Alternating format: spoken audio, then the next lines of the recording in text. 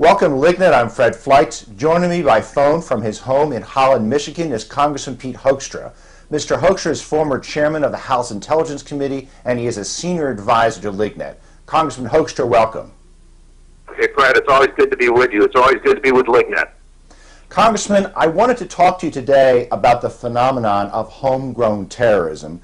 But as we speak the afternoon of April 21st, 2013, I want to get your latest thoughts on the Boston Marathon case. What can you tell us?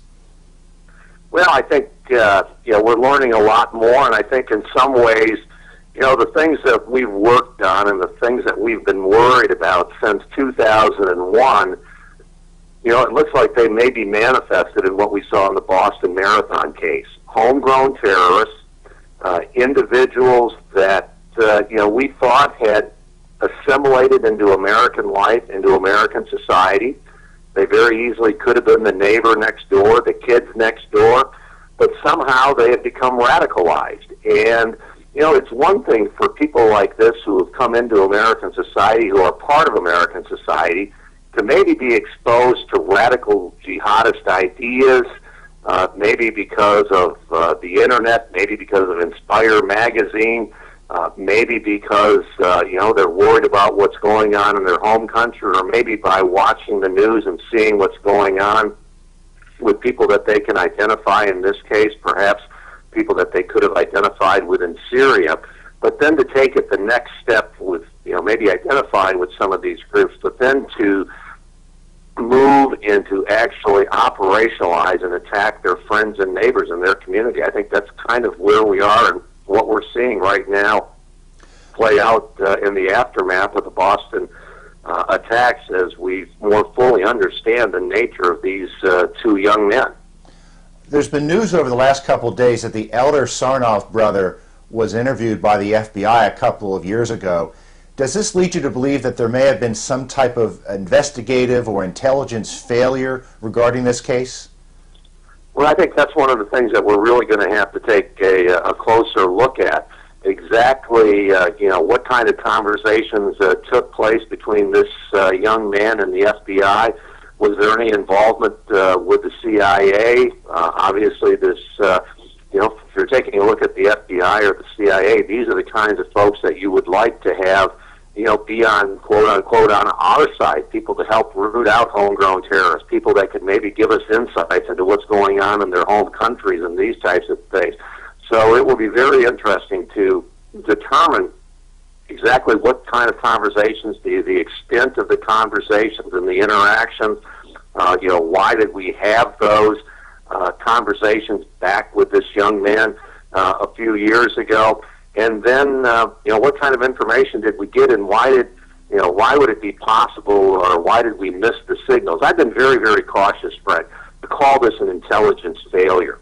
We're both aware of the work that we've done in the past, of the many successes that the intelligence community has had, that the FBI has had in keeping America safe, and always recognizing the fact that, it's much easier for the terrorists because they only, the phrase is, they only need to be successful one time to get the kind of attention that they've gotten in this past week. The FBI and the CIA and other elements of law enforcement, they've got to be perfect to stay out of the news. So I've been very leery about calling it an intelligence failure. Well, let's talk about homegrown radical terrorists and whether terrorists in the United States are being radicalized from abroad. What are homegrown terrorists?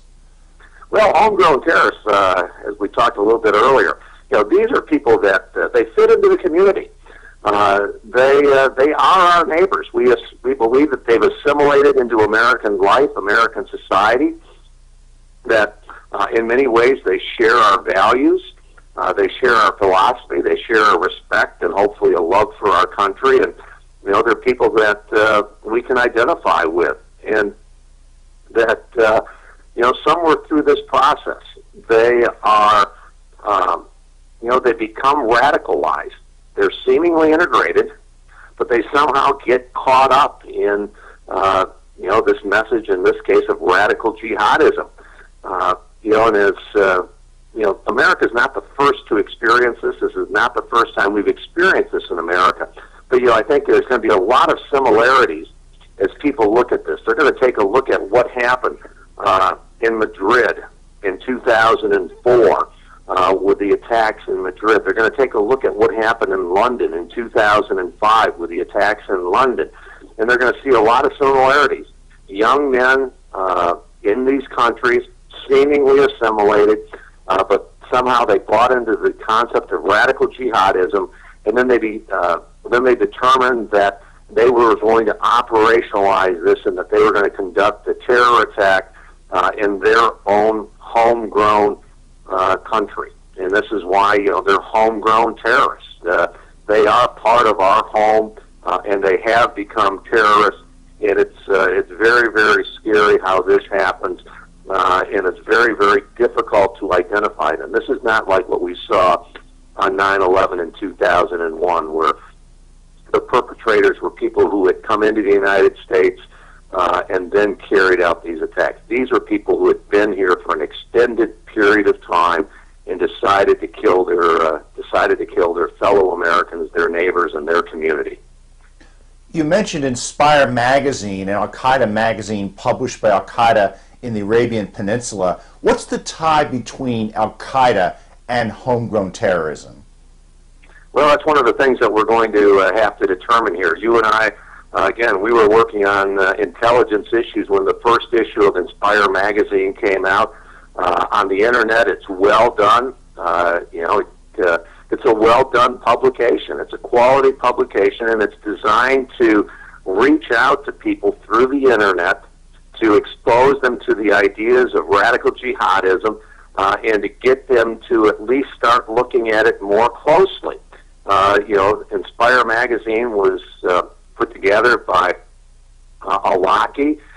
It was a good communications piece, and it was a publication of Al-Qaeda. This is part of the strategy of Al-Qaeda. I mean, Al-Qaeda has morphed into so many different things today. And when you're talking about Al-Qaeda, you're talking about a range of activities. You're talking about the continued activities of a military group in the Pak-Afghan border. You're talking about a group on the Arabian Peninsula, primarily focused in Yemen, that has tried to carry out and initiate attacks against the United States, but has also developed, that's really where the whole concept of becoming more integrated and more active on the internet, so that you could reach into places like Europe and into America and get people to act on these philosophies without having to bring in people from outside. You're talking about Al-Qaeda now, active in North Africa, being able to carry out attacks like we saw in Algeria and Mali. You're talking about, perhaps now the scariest thing is, Al-Qaeda affiliated radical jihadist groups with people that look more like traditional Americans. America's the melting pot, but you go now into, and you're bringing in these young men from Chechnya, and there's a radical element there that the Russians have been trying to get under control. So Al-Qaeda means a whole lot of different things, and we're going to have to see exactly what the connection was between these young men and Al-Qaeda. Was it just an inspiration through the internet? Were there connections through from Chechnya and the links that they might have had with groups over there? Did they develop a support network here in the United States so that there may be other groups or other cells, or at least some people who were sympathetic to the goals and the causes that these young men espoused, that they helped and facilitated it? So there are lots of questions here. The initial question you started with, Fred, was, does it have a connection to Al-Qaeda? Al-Qaeda is now so broad. I'm sure that elements of Al-Qaeda now are going to be claiming credit for this attack, even though the Al-Qaeda that we knew in 2001 may not have had anything to do with what happened in Boston. Well, let's just talk about the Boston attack specifically and its sophistication. There are reports that a radical Islamist cleric in Australia may have influenced these two young men. Looking at looking at it right now with what we know, do you see an international hand behind this attack? I think it's very, very possible. This was more than just putting together the pressure cookers and exploding them near the race site this past Monday. It appears the gunfights with the law enforcement officials in the aftermath of the events that transpired on Friday and Saturday.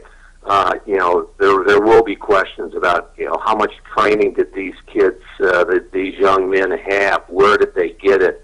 Who may have helped them? I find it a little hard to believe that everything that's transpired in the last couple of weeks, these two young men came up with totally by themselves. I think there's a very good possibility that we'll find out that they had some other connections, they had some other ties, and they had some other support. Well, if the Boston Marathon bombers were radicalized over the internet, possibly with an international hand, what can the United States do to defend itself against this threat? Well, we're going to have to go back. We're going to have to take a look at what people in Europe have done. I know that the Dutch have done a tremendous number of things to try to, identify these threats beforehand. They're going to have to, we're going to have to try to identify these threats. We're going to have to try to do everything that we can to assimilate these young people into our society. We're going to have to call on greater involvement by the public. That if people in the public, friends in mosques, friends in other areas, if they see troubling behavior, we're going to have to create a system where they feel comfortable bringing that to the attention of the authorities, so that the authorities in the community can take a closer look at exactly what's going on and see whether there's a need for an intervention by a community group, by a church group, or by the authorities to make sure that we don't have these kinds of repeat attacks again in the future. But Fred, in a free society, it's going to be very, very difficult to get these types of things under control.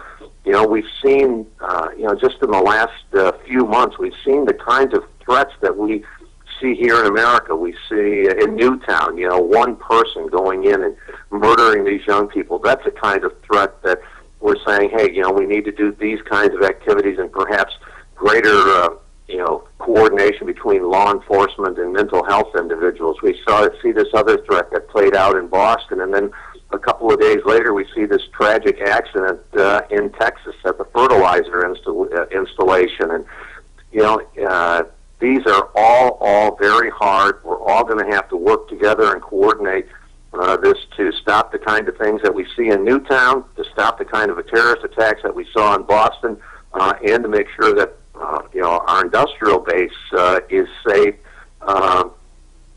just from people making accidents. So nothing's easy here. It's all going to be very, very difficult. Congressman, one final question, and that deals with the issue of Miranda rights for the surviving terrorist who is currently in a Boston area hospital. As you know, reading Miranda rights to him has been delayed under a public safety exemption. Some in Congress are saying he should be charged as a war combatant to the United States. The ACLU is very angry that this fellow has not been read his Miranda rights. Where do you come down on this debate? Oh, I think for the public safety exception, not reading his Miranda rights is absolutely the appropriate thing to do. We have, we've got a number of people who were, brutally murdered that day. We've got other law enforcement officers who were killed or wounded in the aftermath in the search for finding this young man. Clearly, there are radical jihadist ties. There may be greater threats. This may be a network which will threaten other Americans and other communities. We need to do everything here to keep America safe. And so delaying the reading of his Miranda rights to make sure that we focus on public safety, I think is perfectly appropriate and necessary and essential to keep America safe and secure. Well, Congressman Peter Hoekstra, thank you so much for providing your analysis today. Fred, it's good to talk to you. We'll stay in touch. Thank you. And thank you for watching LIGNET.